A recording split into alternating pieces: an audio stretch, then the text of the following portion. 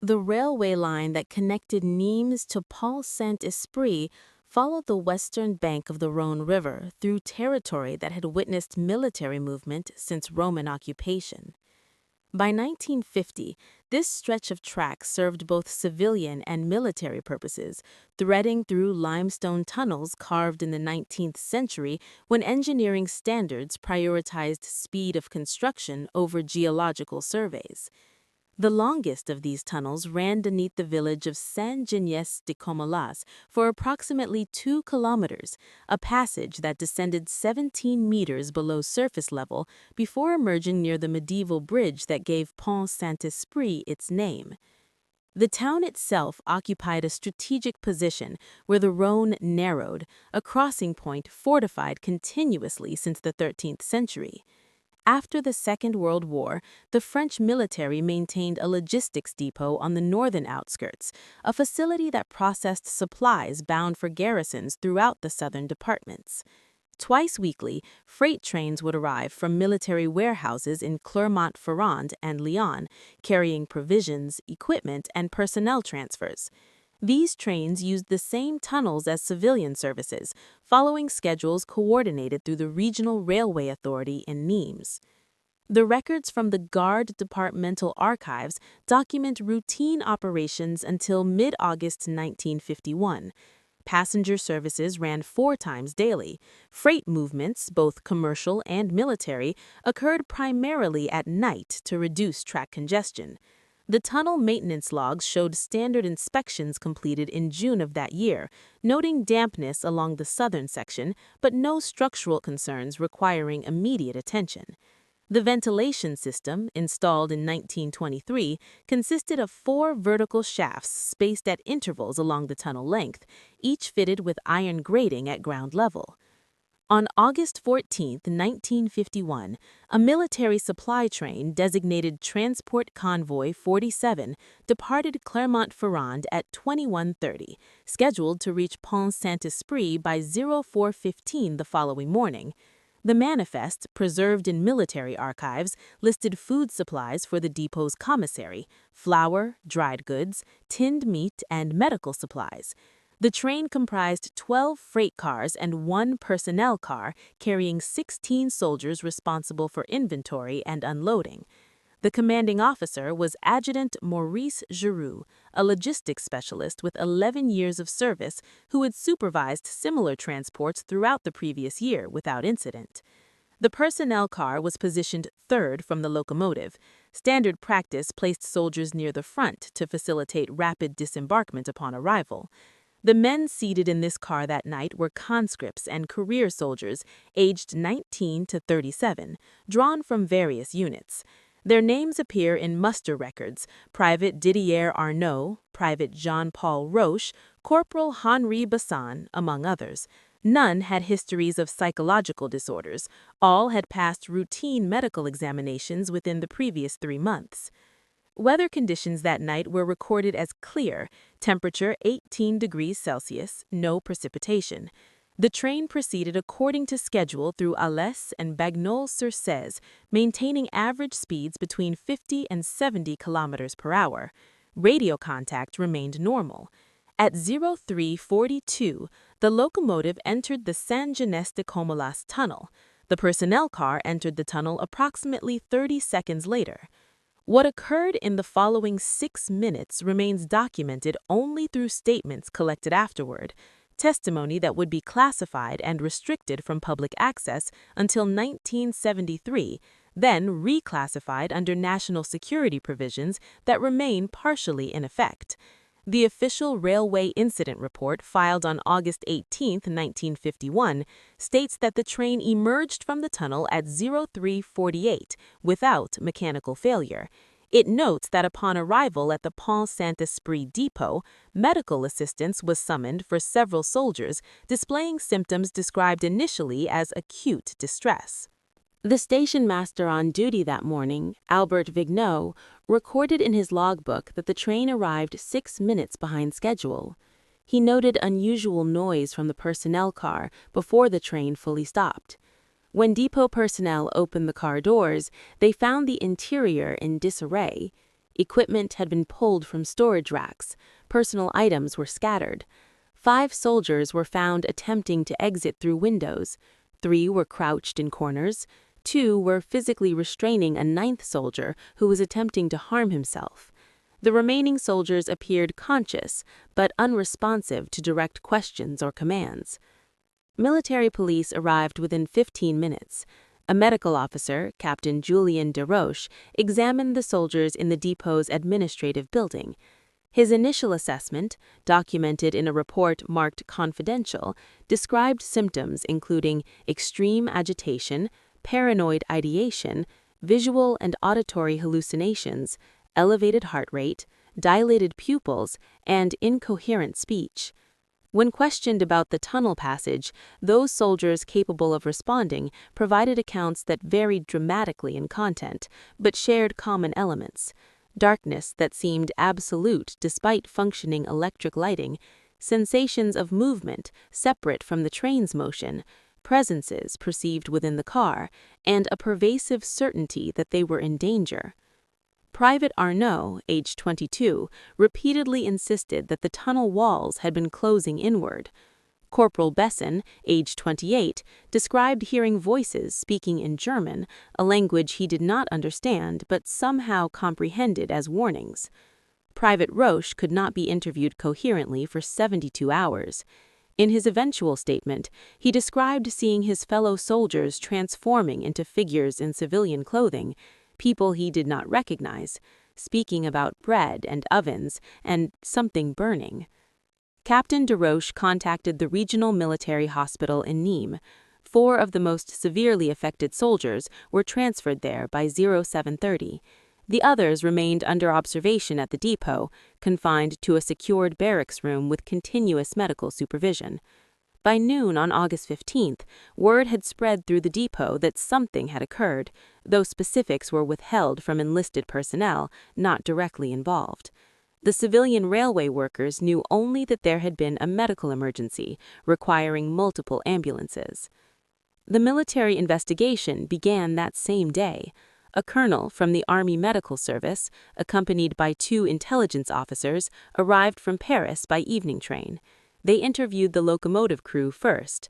The engineer and fireman reported normal operations throughout the journey. Neither had entered the personnel car after departure.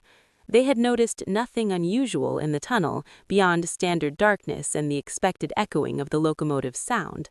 When asked specifically about air quality, both stated they had noticed nothing abnormal, though the tunnel always carried odors of diesel exhaust, dampness, and limestone dust. The investigation then examined the personnel car itself. The interior showed signs of struggle but no evidence of chemical agents, no broken containers, no unusual residues. The ventilation system had functioned normally.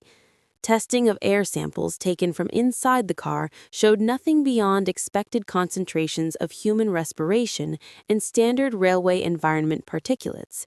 The electric lighting had remained operational throughout. The emergency brake had not been engaged. No mechanical defects were identified that could explain the soldiers' reactions. On August 16th, reports reached military authorities that several dozen civilians in Pont-Saint-Esprit were presenting to local doctors with symptoms resembling severe food poisoning, accompanied by psychiatric manifestations similar to those observed in the soldiers. The timing created immediate concern. The military investigation expanded to include possible connections between the 2 events, though the soldiers had consumed their evening meal in Clermont-Ferrand and had eaten nothing during the night transport. By August 20, 5 days after the incident, 7 of the 16 soldiers had recovered sufficiently to provide detailed statements. Their accounts remained consistent with their initial descriptions: perceptual distortions beginning within minutes of entering the tunnel, intensifying rapidly, and persisting for several hours after the train's arrival. None could explain the onset. None had consumed anything unusual. None had smelled or tasted anything preceding the symptoms. The experience had simply begun, as if the tunnel itself had triggered something neither environmental nor explainable through standard toxicological assessment. The civilian poisoning in Pont-Saint-Esprit was eventually attributed to ergot contamination in bread from a local bakery. More than 250 people were affected. 7 died. The source was identified as flour delivered through the regional distribution network, flour that had been transported by rail from mills in the Vienne department. The investigation confirmed that the same railway line carrying the contaminated flour had been used 3 days earlier by Transport Convoy 47. The connection was noted but not pursued. Ergot poisoning did not explain the soldiers' symptoms, which appeared suddenly and differed in character from the civilians' gradual onset. Furthermore, the soldiers had no exposure to the contaminated flour. The timing was coincidental, officials concluded. 2 separate incidents, one military and unexplained, one civilian and resolved, occurring in the same location within days of each other. The military file was closed in November 1951 with a classification level preventing routine access. The tunnel continued normal operations. Subsequent military transports used the same route without incident. The soldiers affected were reassigned to different units after medical clearance, their records noting only that they had experienced acute physiological reactions during transport, cause undetermined. Adjutant Giroux requested transfer to administrative duties that did not involve railway travel. His request was granted without requiring explanation.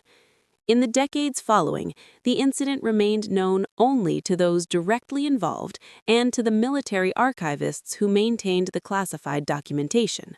The tunnel beneath Saint-Ignace-de-Comolas carried trains without interruption, a passage through darkness that took approximately 6 minutes to traverse at standard freight speeds, 6 minutes during which passengers experienced nothing but the expected vibration and noise of railway travel through enclosed space.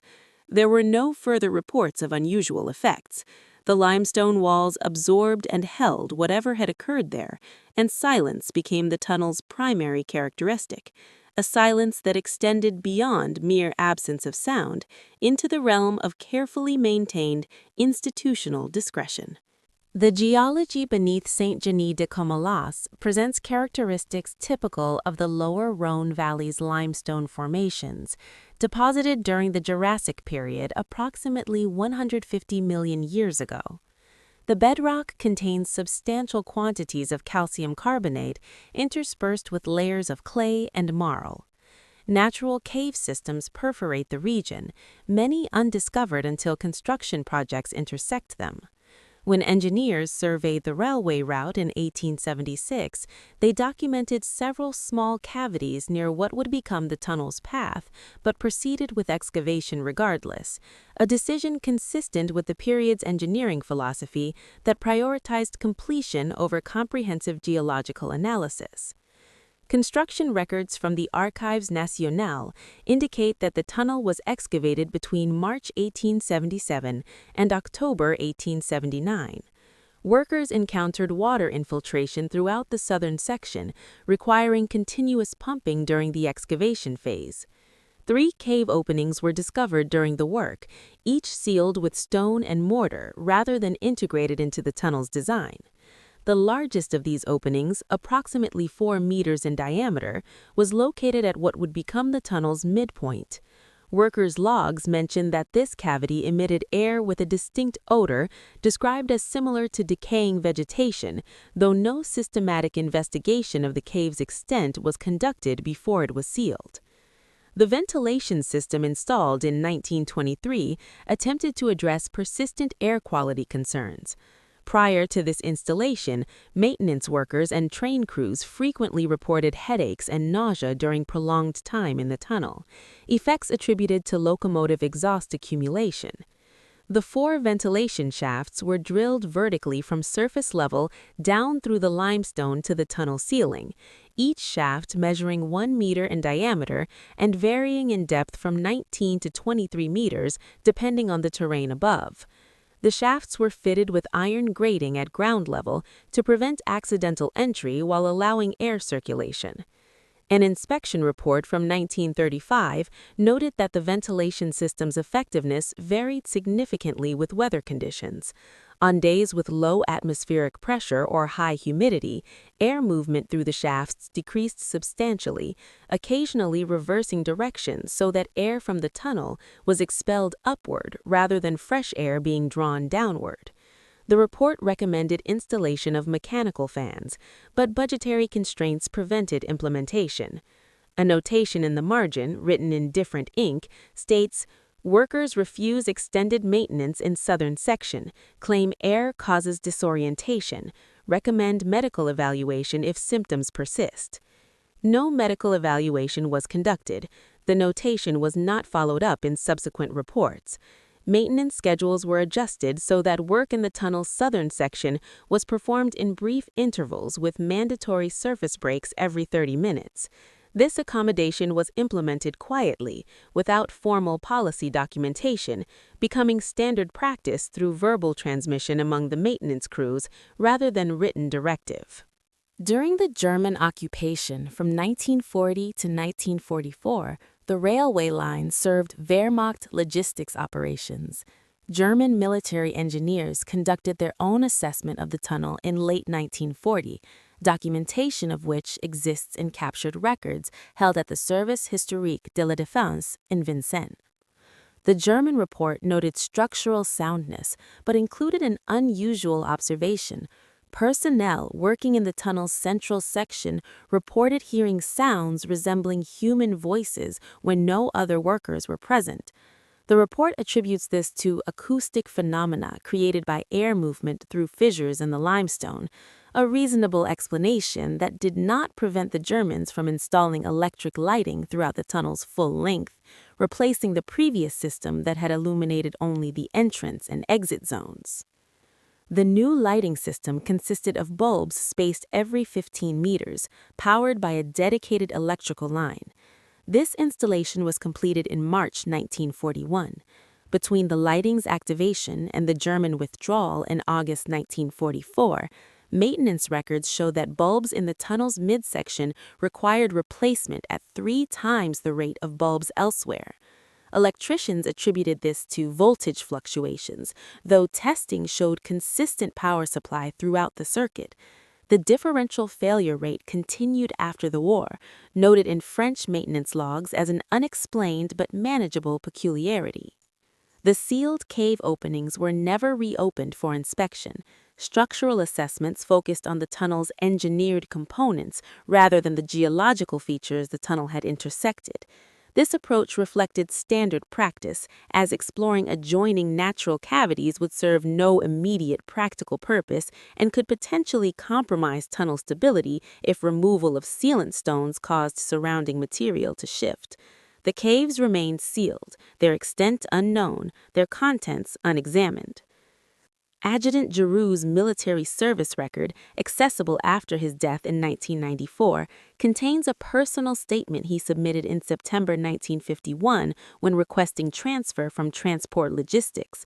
The statement, marked as supplementary to his formal request, describes the events in the personnel car with more detail than his official testimony provided.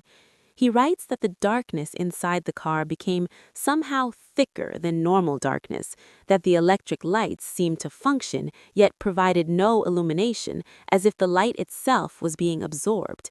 He describes a smell that reminded him of wet stone mixed with something organic and spoiled. He mentions that several soldiers began speaking about bread, about ovens, about something burning, though none could explain why these subjects dominated their thoughts during what should have been routine transport.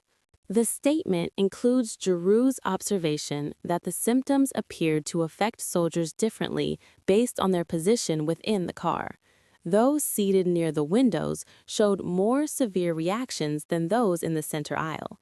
This spatial distribution suggested to Giroux that something external to the car might have influenced the incident, possibly air entering through ventilation panels. He recommended that future military transports through this tunnel should seal all external air intake ports and rely solely on the car's internal atmosphere. There is no record that this recommendation was implemented. The civilian poisoning investigation, conducted simultaneously with the military inquiry, focused exclusively on the contaminated bread and its supply chain. Authorities traced the ergot-contaminated flour back through distribution networks to mills in the Vienne department.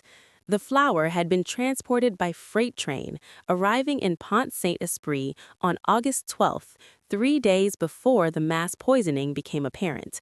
The train carrying this flour had passed through the Saint-Genis-de-Comolas tunnel at approximately 0230, following the standard freight route. The flour remained in railway freight cars at the Pont-Saint-Esprit depot for 36 hours before delivery to local bakeries. Whether the flour's exposure to the tunnel environment had any effect on its subsequent impact was never investigated. The ergot contamination existed prior to transport, confirmed through examination of flour samples retained at the mill of origin. The tunnel's involvement was coincidental, a matter of geography rather than causation.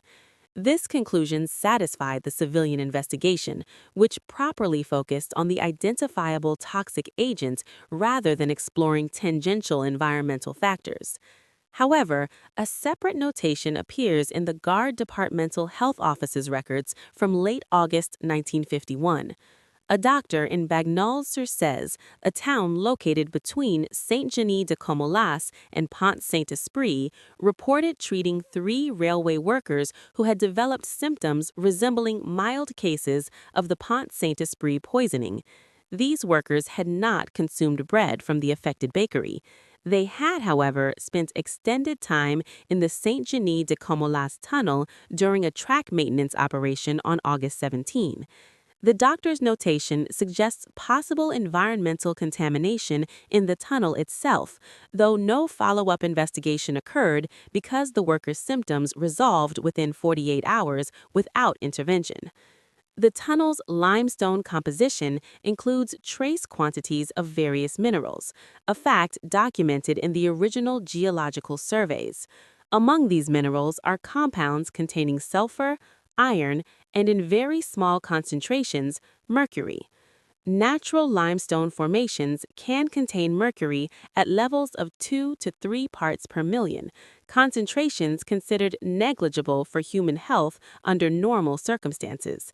The Saint-Genis-de-Comolas tunnel was never tested for atmospheric mercury vapor, as such testing was not standard practice in the 1950s, and no specific reason prompted the investigation.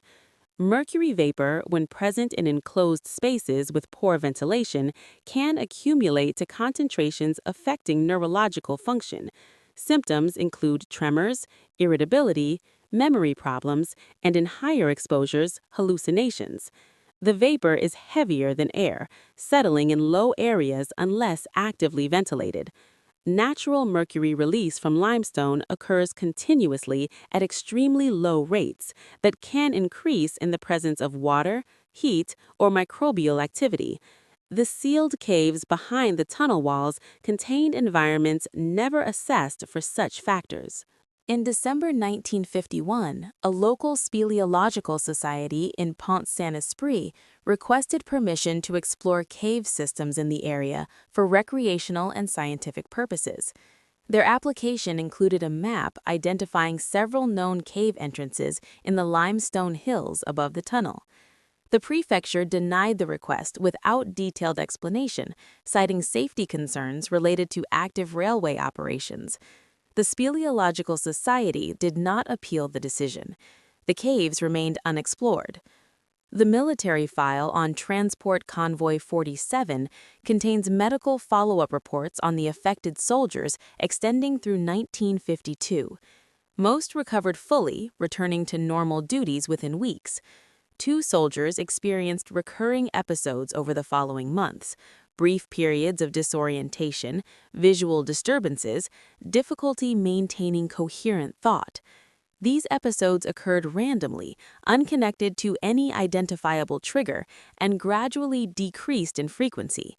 Both soldiers received honorable medical discharges by mid-1952. Their diagnoses listed neurological disorder of unknown etiology.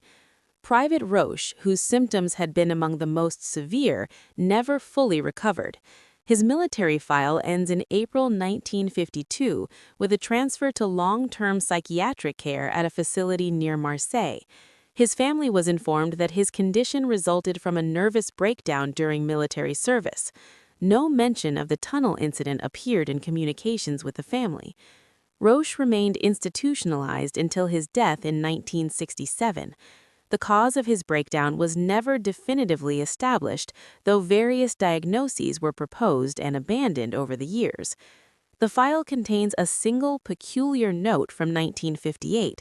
During a lucid period, Roche told a psychiatrist that he could still smell the tunnel, that the smell had never left him, that it came from beneath the ground where something had been sealed away.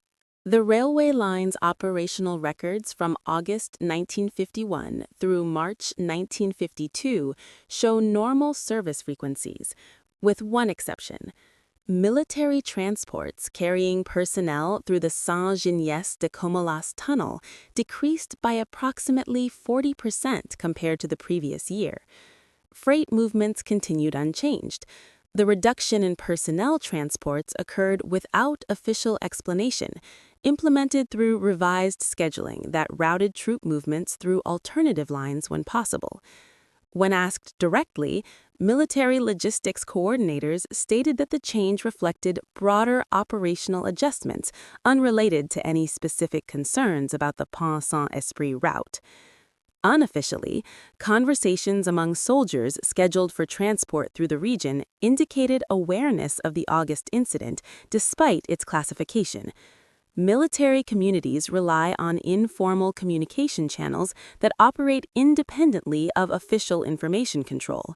Soldiers assigned to units in southern France knew that something had occurred on a train in that region, that it had involved hallucinations or psychological breakdown, and that the specific tunnel was best avoided when alternatives existed. This awareness manifested not through written documentation, but through word of mouth, through the kind of transmitted caution that spreads without institutional acknowledgement. In October 1951, a conscript named Private Luc Fontaine was transferred to the Pont-Saint-Esprit depot as part of routine rotation. His unit traveled by rail from Toulouse, arriving without incident via the western approach that bypassed the Saint-Ignace-de-Comolas tunnel. 3 weeks into his assignment, Fontaine was selected for a supply pickup detail that required travel by train to Nîmes and return. The return journey, scheduled for late evening on November 7, would pass through the tunnel. Fontaine's subsequent testimony, taken as part of a medical evaluation, describes his awareness of unspecified rumors about the route, but no concrete information that would have justified refusing the assignment. 6 soldiers made the journey in a personnel car attached to a freight train. They entered the tunnel at approximately 22:15. Fontaine stated that within moments of the tunnel's darkness enclosing the car, he experienced what he initially thought was simply fear, an irrational response to knowing he was in the place where something had happened to others. But the sensation intensified beyond normal anxiety. He described pressure inside his head, a sensation that his thoughts were becoming disorganized, and a growing certainty that the tunnel walls were not solid, that there were spaces behind them, that something in those spaces was aware of the train's passage. None of the other 5 soldiers reported unusual experiences during that journey. They confirmed that Fontaine became agitated, asked repeatedly how long until the tunnel's end, and appeared pale and sweating upon emergence. Fontaine was examined at the depot's medical station. His vital signs showed elevated heart rate and blood pressure, both returning to normal within 30 minutes. The examining medic noted acute anxiety reaction and recommended 48 hours of light duty. Fontaine completed his service term without further incident, but requested assignment nowhere near the guard department upon his release from conscription. The differential effect remained unexplained. Why some individuals experienced severe symptoms while others in identical circumstances remained unaffected suggested variables beyond simple environmental exposure. Possible factors included individual neurological sensitivity, psychological predisposition, or random chance. No systematic study attempted to identify predictive characteristics because acknowledging such a study would require acknowledging the phenomenon itself, something the official record declined to do. Maintenance logs from early 1952 contain several brief notations from workers who reported odd sensations while performing repairs in the tunnel's midsection. These reports were less dramatic than the soldiers' experiences, but showed consistent elements: brief periods of disorientation, difficulty concentrating, auditory experiences described as hearing one's name called by distant voices. The workers completed their tasks, but recommended that future maintenance in that section be performed with teams of at least 3 people, rather than the standard 2-person crews. This recommendation was implemented informally through crew scheduling rather than official policy. In March 1952, the Regional Railway Authority conducted a comprehensive structural assessment of all tunnels in the department, a routine evaluation performed every 5 years. The Saint-Denis de Comolas tunnel received standard inspection, which found no significant structural degradation beyond normal aging. The report recommended minor repointing of mortar in the ventilation shafts and replacement of several deteriorated lighting fixtures. It made no mention of air quality testing or environmental health assessment.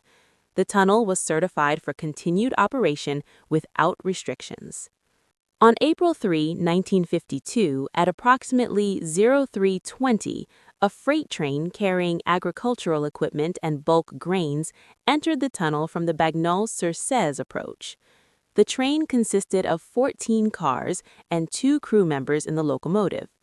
At 03:27, the locomotive emerged from the tunnel's northern exit. The freight cars followed.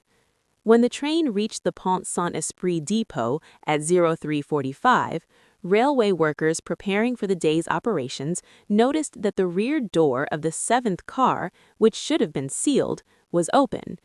Investigation found green scattered on the tunnel tracks, indicating that the door had opened while the train was still inside the tunnel. Standard procedure required examination of the car's locking mechanism to determine whether mechanical failure or improper closure had caused the door to open. Inspection revealed that the door's bolt had been manually withdrawn from inside the car. This should have been impossible, as the car contained no personnel and was loaded with bagged grain stacked to prevent internal access to the door mechanism. The Railway Authority's incident report concluded that the bolt must have been improperly engaged at the departure point, allowing vibration to gradually work it loose during transit. This explanation satisfied procedural requirements, but did not address how a partially engaged bolt could work fully free and push the door open against wind resistance. The grain spilled in the tunnel was not recovered. Standard practice for spillage in tunnels involved leaving material in place unless it created an operational hazard, as retrieval required additional labor and provided minimal value for damaged goods. The grain remained scattered across approximately 50 meters of track in the tunnel's southern section, gradually ground into smaller particles by subsequent train passages. 2 weeks later, on April 19th, a daytime passenger service through the tunnel reported mechanical problems immediately after emergence at Pont-Saint-Esprit. The conductor, a veteran employee named Marcel Reynaud, noted in his log that several passengers had complained during the tunnel passage that they felt suddenly ill, experiencing nausea and dizziness. The symptoms dissipated after the train reached open air. Reynaud initially attributed this to poor ventilation on a warm day, though the temperature was only 18 degrees Celsius and the car's windows were partially open.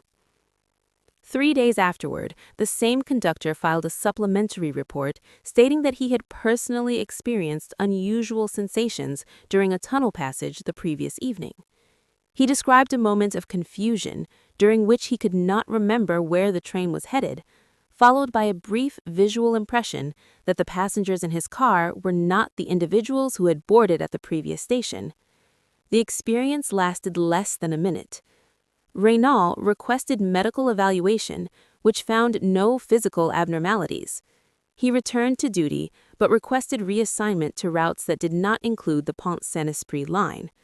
His request was granted based on seniority and available positions. By June 1952, 10 months after the initial military incident, a pattern existed in documentation that could be recognized only by examining records across multiple administrative systems: military medical files, railway incident reports, regional health records, and maintenance logs. No single entity maintained oversight of all these sources. The pattern remained invisible not through deliberate concealment, but through the natural fragmentation of institutional record-keeping.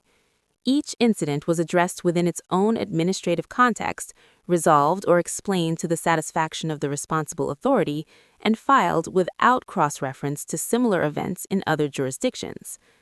The tunnel continued to function.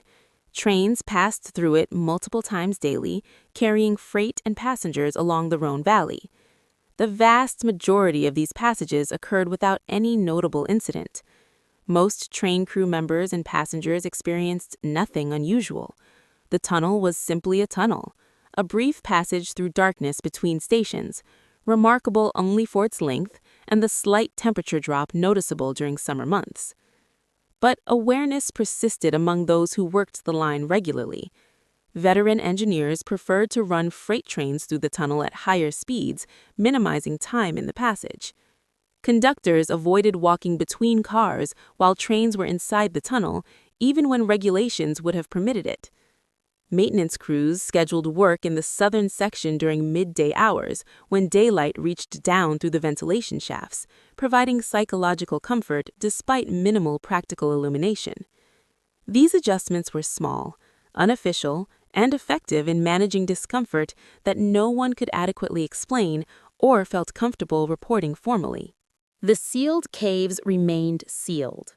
The limestone absorbed and held whatever processes occurred within its matrix, chemical or geological or unknown. The ventilation shafts continued to function according to atmospheric conditions, sometimes drawing air downward into the tunnel, sometimes reversing flow to expel tunnel air upward into the surface environment. On certain days, when humidity and pressure created specific conditions, air from the tunnel would emerge from the ventilation grates, carrying that smell noticed during initial construction: organic, spoiled, ancient. No one investigated the smell systematically. It was occasional, brief, and easily avoided.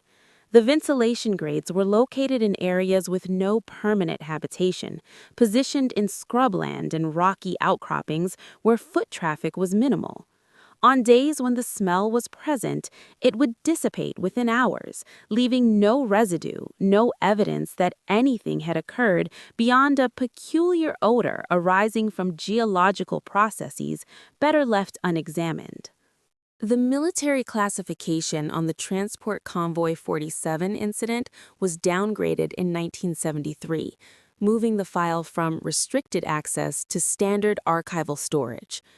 This reclassification occurred as part of routine document reviews following the expiration of 20-year security restrictions. The file became theoretically accessible to researchers with appropriate credentials, though finding it required knowing it existed.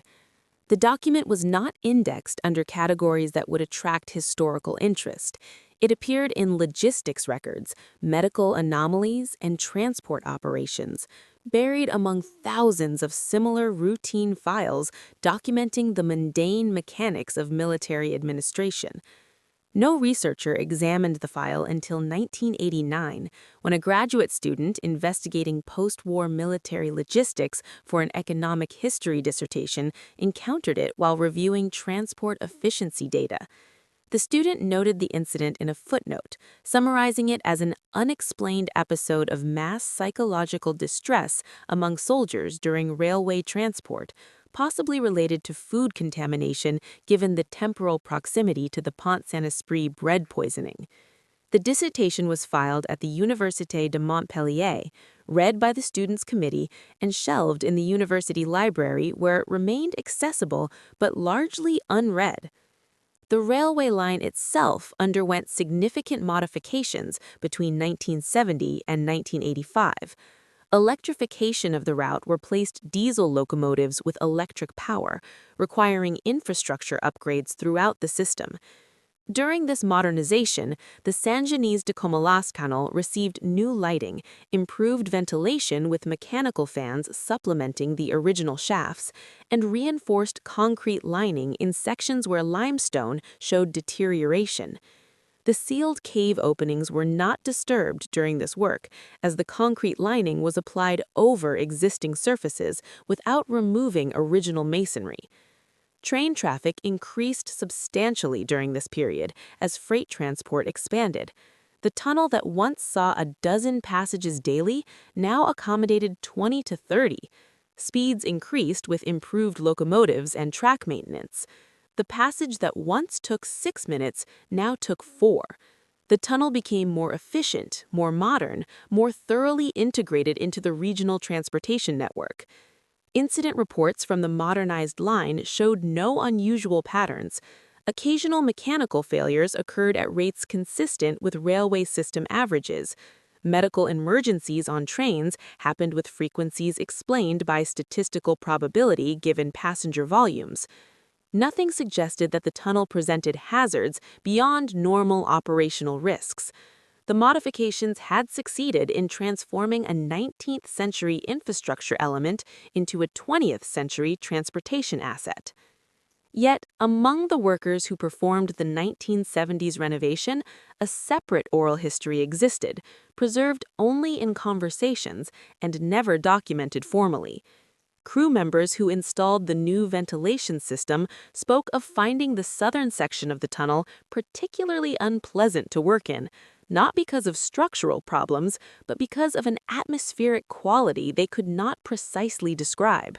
Some reported that sounds in that section seemed muffled, as if the limestone absorbed noise differently than in other parts of the tunnel. Others mentioned that electric tools would occasionally malfunction there, suffering power fluctuations that testing could not reproduce or explain. One electrician, interviewed informally in 2003 for a local history project about railway development, mentioned that while installing lighting circuits in the tunnel's midsection, he had experienced a moment of what he called displacement, a sensation that he was somewhere other than where he physically stood. He described it as similar to waking from a dream while still partially asleep, reality and imagination overlapping briefly before separating.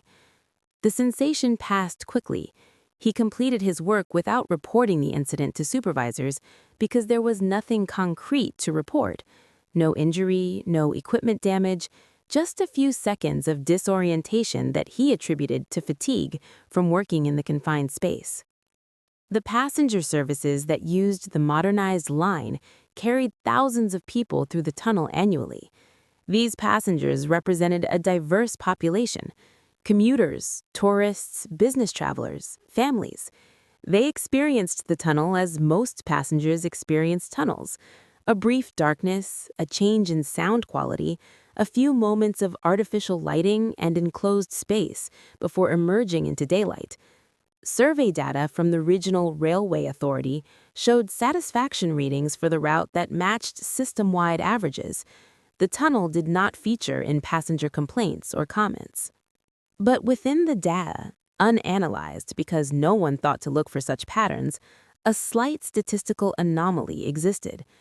Passengers traveling the Pont-Saint-Esprit route reported marginally higher rates of headaches and nausea compared to passengers on comparable routes of similar length and speed.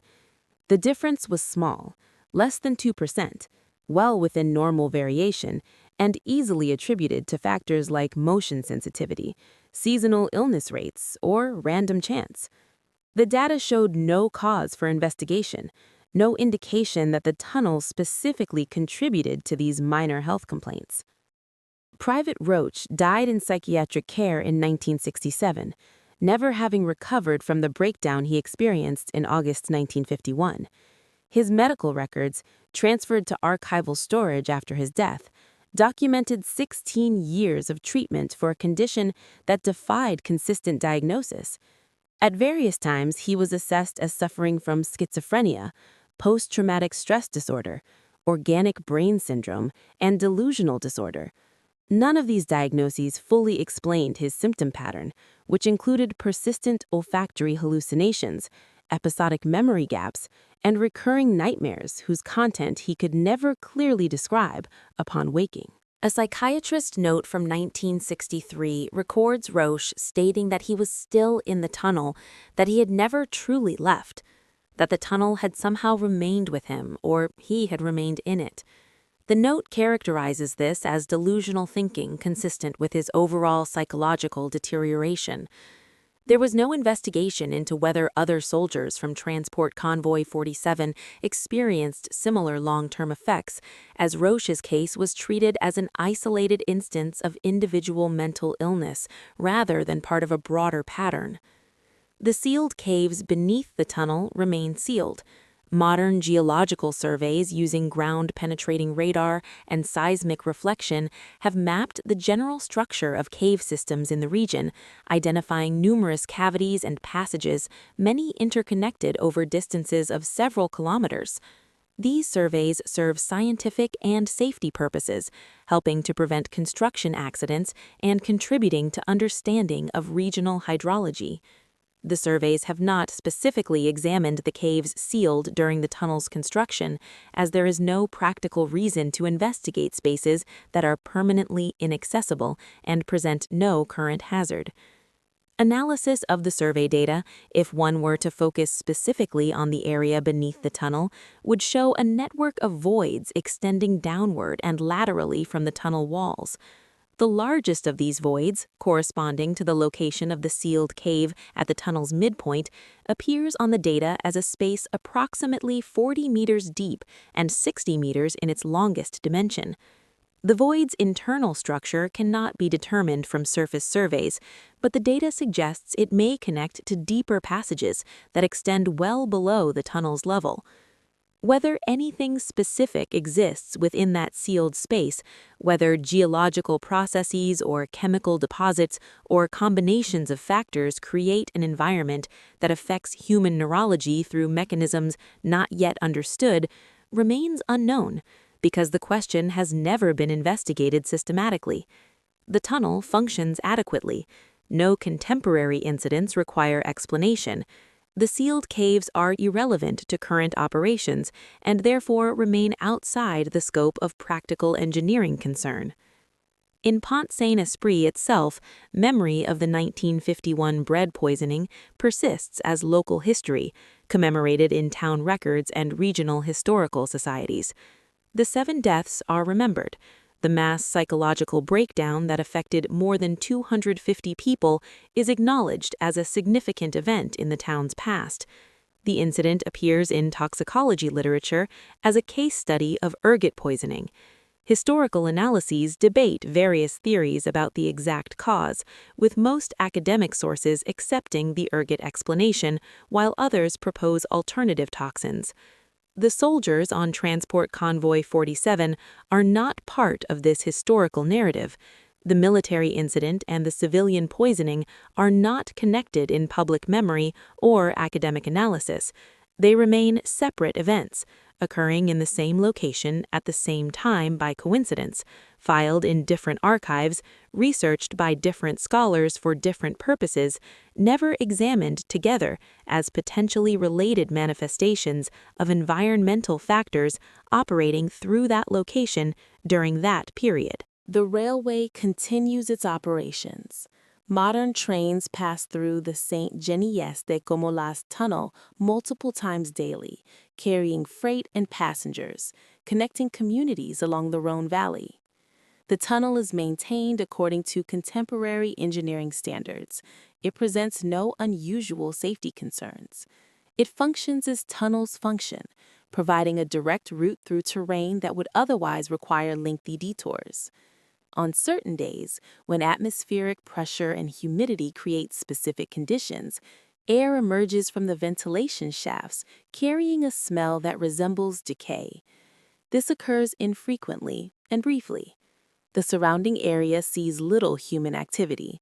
No one is present to notice, and the smell dissipates without consequence into the wind that moves across the limestone hills above the sealed caves above the tunnel, where trains pass through darkness, carrying people who experience nothing unusual, who arrive safely at their destinations, who never know that beneath their passage lies space that remains unmapped, unexamined, undisturbed, holding whatever it holds in silence that extends now across decades, approaching centuries, becoming permanent through the simple mechanism of continued institutional disinterest in questions that present no immediate practical urgency and therefore generate no investigation, no analysis, no documentation beyond what already exists in scattered files that few will read and fewer will connect into patterns that might suggest conclusions best left unformed.